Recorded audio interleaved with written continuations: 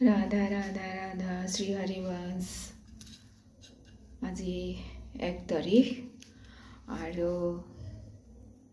luckily yesterday was Ekadasi and our Vaishnavs new year has started with Dwadasi.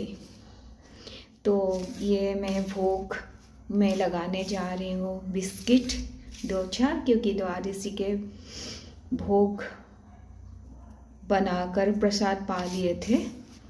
तो द्वादशी में दो बारी चावल आटा भगवान को नहीं खिलाया जाएंगे क्योंकि प्रसाद पाना होता है और हम लोगों के लिए सिर्फ एक ही टाइम का वो द्वादशी का एकादशी के बाद द्वादशी में एक ही टाइम का प्रसाद पाना होती है।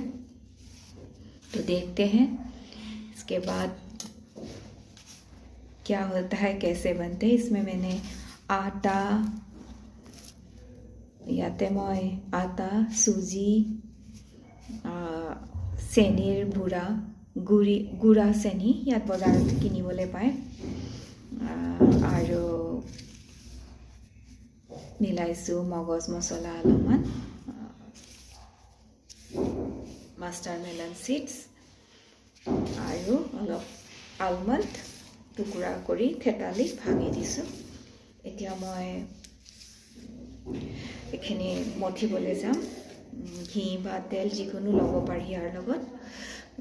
তাৰপিছত আমি তেলত ফ্ৰাই কৰিম আটাৰ বিস্কুট। ৰাধা ৰাধা ৰাধা দেখুৱাম অলপ পিছত।